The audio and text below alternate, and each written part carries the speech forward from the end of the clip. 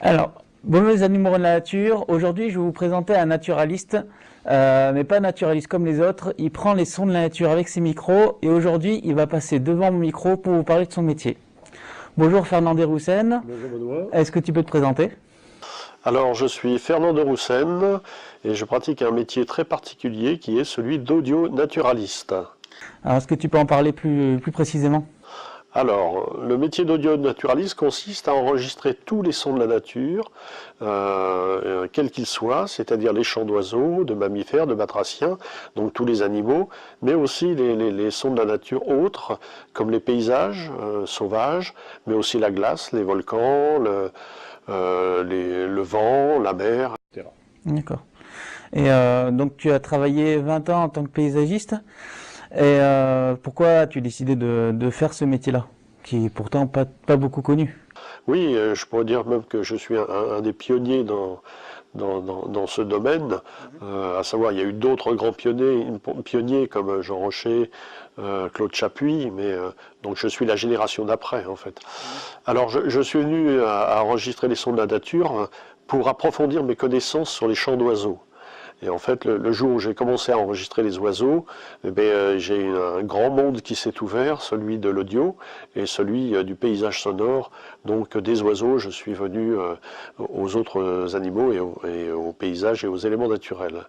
Alors, et effectivement, auparavant, j'étais paysagiste, donc j'ai exercé ce métier pendant 20 ans, mais j'ai toujours eu une appréhension et puis j'étais toujours un peu limité par le monde des végétaux domestiqués. Hein. Le paysage du jardin n'est pas du tout celui du paysage sauvage. Et en fait, c'est toujours le sauvage qui m'a attiré. Et donc, très très vite, dès que j'ai pu m'affranchir de ce métier de paysagiste, je suis passé vraiment en tant qu'audio-naturaliste professionnel. Alors, mais comment tu l'as appris ce métier? Parce que je suppose qu'il n'y a pas d'école de formation comme ça, tu as dû apprendre tout sur le terrain. Non, effectivement, il n'y a pas du tout d'école d'audio-naturalisme actuellement. Alors, il faut savoir qu'il y a deux métiers dans les sons de la nature. Celui d'audio-naturaliste que je pratique, qui est le travail sur l'art des sons de la nature, c'est-à-dire la beauté des sons de la nature. Et il y a aussi le métier de bioacousticien. Donc ça, c'est le métier de recherche sur les sons de la nature. Ce sont les scientifiques des sons de la nature qui étudient le comportement des animaux par rapport aux émissions sonores. Moi, c'est un peu différent. Je veux dire, ce qui m'intéresse, c'est la beauté et la diversité des sons de la nature, la matière sonore des sons de la nature, mais dans leur contexte naturel. D'accord. Ah, c'est pour ces raisons que tu fais audio-naturaliste et non bioacousticien. Exactement, voilà, c'est la différence. Audio-naturaliste, c'est l'art des sons de la nature, bioacousticien, c'est la science des sons de la nature. Qu'est-ce qui te plaît dans ce métier et quelles sont tes motivations? Alors, ce qui me plaît dans ce métier, c'est la liberté. La liberté, puis la découverte permanente. Les sons de la nature, comme le monde sauvage, est infini. Mais malheureusement, on le voit se dégrader très très vite actuellement. Mais bon, ça on en reparlera peut-être. Je dirais, la passion du son de la nature, c'est la passion de la nature elle-même, de la beauté, du partage avec les autres êtres vivants de la planète, de l'admiration devant tant de diversité, de couleurs, de formes, de sons, d'odeurs. C'est irremplaçable, c'est extraordinaire. Et l'amour de la vie aussi. J'ai jamais eu le désir ni même le plaisir de tuer un animal. Ça me paraît complètement incompréhensible. Alors, on va parler technique. Qu'est-ce que tu utilises comme matériel pour pouvoir capter les sons de la nature? Voilà, alors, pour parler technique, je vais prendre pour une fois l'exemple de la photographie, c'est-à-dire l'image. Hein. En photographie, on utilise un boîtier qui va utiliser plusieurs téléobjectifs. On va avoir un macro pour les animaux de près, on va avoir un téléobjectif pour les animaux de loin, on va avoir un grand angle pour les paysages, on va avoir différentes focales. En son, c'est exactement pareil. On adapte nos microphones à la situation que l'on veut enregistrer. Si je veux enregistrer un oiseau relativement près et facilement, entre 15 et 30 mètres, j'utilise une parabole. Si je veux enregistrer un insecte ou un batracien relativement près, j'utilise un micro-canon. Si je veux enregistrer un paysage frontal, j'utilise 2 microphones pour faire la stéréophonie. Si je veux ensuite avoir du 360 degrés, c'est-à-dire englober totalement mon écoute dans l'écoute, là j'utilise 5 microphones. Et ça, c'est, enfin, je suppose que tu n'amènes pas tout ça sur le terrain. Tu prévois déjà à l'avance ce que tu veux faire comme écoute? Oui, exactement, oui. Après avoir fait un peu de repérage, généralement, je prends la technique adaptée à ce que je veux faire. Quand je vais en déplacement, en voyage, en expédition, je consacre la première journée à la parabole. C'est-à-dire que j'enregistre tous les oiseaux que je peux. C'est un peu un catalogage, je fais un catalogage. Et ça me permet en même temps de repérer où sont les animaux. Ensuite, les jours qui suivent, j'utilise plutôt la stéréo ou la multiphonie pour peaufiner le paysage et préparer des futures diffusions sonores. D'accord. Ouais, c'est pas, enfin, on n'arrive pas comme ça dans la nature, on pose le micro et puis on écoute. Il y a quand même tout un travail de préparation, de repérage, comme pour les naturalistes quand ils vont repérer des animaux dans la nature. Exactement. Bien souvent, je pars enregistrer quelque chose et je reviens avec autre chose. Ça arrive assez souvent. Alors maintenant, il y a le gros problème de la pollution sonore. On a beaucoup d'avions, des avions. Toutes les régions plates, toutes plates, sans collines, sont devenues très très difficiles à travailler puis à enregistrer parce que le son porte très très loin, la moindre petite route et on entend les voitures. Et quant aux avions qui passent dans le ciel, ça c'est même partout, en montagne ou sur les routes. D'accord. Là on parle des humains, est-ce que, puis ça m'en fait arriver au réchauffement climatique, est-ce que par rapport à ça tu as vu des paysages sonores s'éteindre ou enfin dire s'amenuire? Oui, je commence à nettement le ressentir dans mes enregistrements. Quand je ressors des enregistrements d'il y a 20 ans, je vois nettement les différences de densité d'oiseaux et de chants. C'est assez étonnant. J'ai plusieurs exemples où je ne reconnais même pas les marais que j'ai enregistrés, tant le nombre d'oiseaux a diminué, d'oiseaux chanteurs, je veux dire, tant le nombre d'oiseaux chanteurs a diminué. Par contre, il y a des fois, il y a des effets contraires. Si on va dans une région comme la Beauce ou la Brie, où là, tout a été saccagé pour en faire de la culture industrielle, dès qu'il y a un petit bois, il peut y avoir une concentration d'espèces d'oiseaux et là, avoir des gros concerts. Mais c'est pas bon signe, ça veut dire que les oiseaux n'ont plus de place pour se reproduire. Donc ils finissent sur ce petit mouchoir de poche en plein milieu des plaines. Et voilà, donc les deux peuvent dire la même chose. Moins d'oiseaux d'un côté, trop de l'autre. C'est assez surprenant, mais c'est un peu comme ça, oui. Alors, enfin, tous ces sons que tu collectes, tu les fais en CD, mais aussi tu les fais en exposition sonore. D'ailleurs, on est dans une exposition. Est-ce que tu peux nous expliquer pourquoi tu fais ce genre d'exposition et pourquoi? Voilà, alors effectivement là nous sommes à Bordeaux là, ce soir. Il y a eu pendant 3 jours des diffusions sonores en exposition 5.1, donc 5 haut-parleurs pour restituer un espace 360 degrés, avec des pièces sonores aussi variées que la grande forêt qui a été faite en Guyane, que le son des altitudes qui a été fait en montagne, que Où va l'eau des nuages, qui est l'histoire de l'eau, ou que encore une année à l'écoute des sons de la nature, donc qui a été fait en fait tout au long d'une année. Donc voilà, ces séances pour 12 à 15 personnes dans des chaises longues permettent de s'immerger dans les sons de la nature. Alors dans mon cas, moi je suis un puriste. C'est-à-dire qu'il n'est pas question de mettre de l'électronique supplémentaire, de mettre de la musique ou autre chose. Ces sons de la nature, ces ambiances, nous parviennent depuis des millions d'années. C'est-à-dire c'est des millions d'années d'évolution. Et aujourd'hui, j'estime que sous leur forme actuelle, elles sont abouties.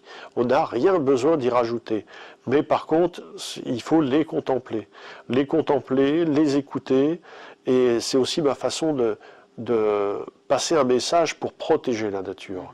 Alors, on n'a pas besoin d'aller bousiller encore en supplément ce que l'on fait pour tout le reste, quoi.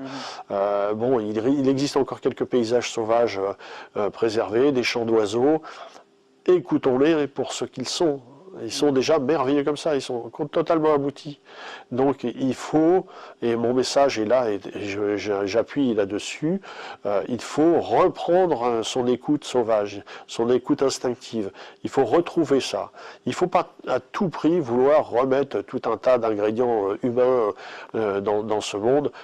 il se suffit en lui-même, et quand on écoute vraiment d'une façon attentive ces enregistrements, il y a une autre part animale qui renaît en nous.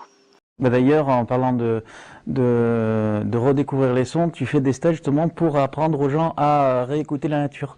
Alors comment, enfin, ça se passe sur combien de temps? Comment tu fais ces stages-là? Voilà, donc là, du 27 mai au 1er juin de cette année, donc dans la vallée où j'habite, là, à Valmaravel, dans le Haut-Diois, j'organise un stage de réécoute des sons de la nature. C'est-à-dire que c'est réservé à 8 personnes maximum, et donc on va se réaccaparer l'écoute, notre écoute intime. Et je vais emmener les gens au bord des ruisseaux, des torrents, pour réécouter l'eau. Je vais les emmener au lever du jour pour écouter les Daunchorus, donc les oiseaux. Je vais les emmener le soir près d'une mare pour écouter les grenouilles. Mais là, l'objectif n'est pas d'enregistrer, c'est vraiment de se remettre dans l'écoute. C'est de projeter nos oreilles dans le paysage et dans le monde sauvage pour ce qu'il est, pour notre côté animal. Alors, en tant qu'audio-naturaliste, est-ce que tu considères comme un artiste, comme les photographes, ils font de belles photos, toi, est-ce que tu te considères comme un artiste? Alors, j'ai deux réponses à ça. Déjà, la nature est l'artiste. Pour moi, c'est la nature l'artiste, mais j'ai un côté aussi artiste moi-même, car je considère mes créations, c'est-à-dire mes diffusions sonores, comme là aussi une pièce aboutie. Contrairement à des improvisateurs qui vont créer au fur et à mesure, moi j'aime bien composer mes pièces sonores en studio, les peaufiner, les finaliser, comme un peintre finalise sa peinture ou un photographe finalise sa photo.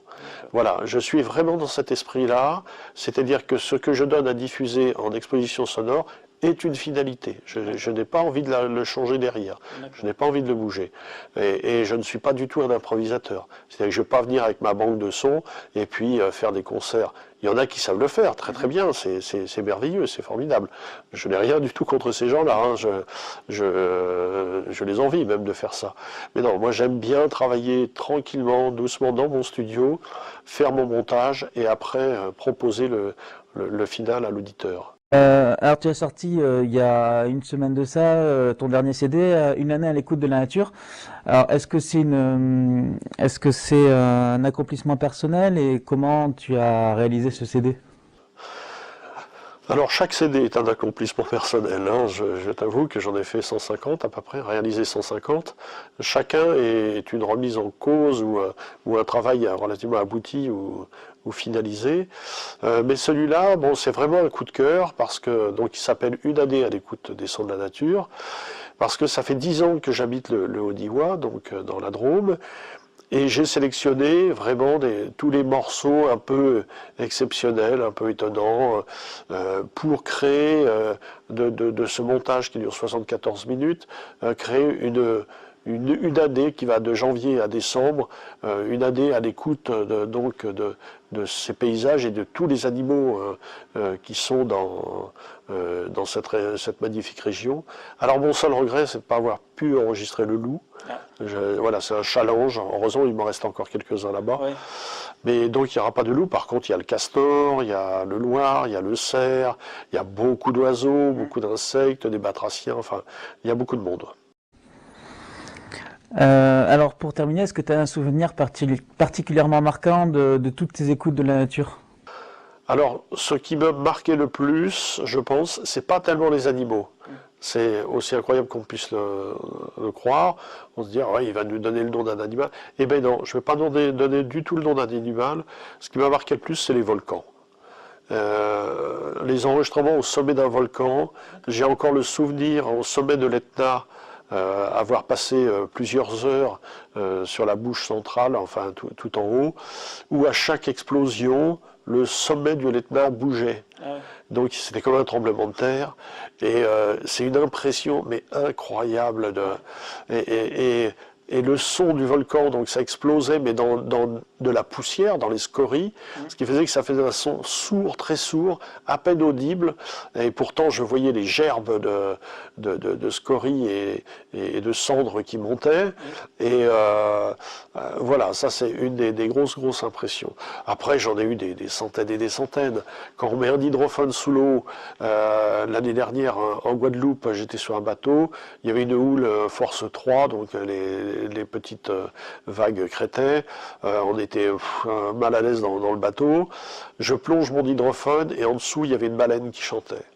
Extraordinaire, on passe d'un monde à l'autre, tout de suite, le mal de mer et tout disparaît quand tu entends cette baleine chanter d'une façon incroyable. Et puis c'est joli à entendre en plus. C'est spécial, c'est particulier, oui. Alors les plus belles baleines, c'est celles du Pacifique et celles de l'Atlantique. C'est un beau son, mais des fois ça fait plus circuit d'autoroute ou des choses comme ça, enfin circuit automobile ou des machins comme ça. Ça fait des bruits assez particuliers. D'accord. Okay. Après, il y a toujours la quête de l'oiseau chanteur magnifique, la griffe des bois au Québec, le cyrnit du désert au Maroc, l'oiseau lyre en Australie. Enfin voilà, ça c'est toujours une quête.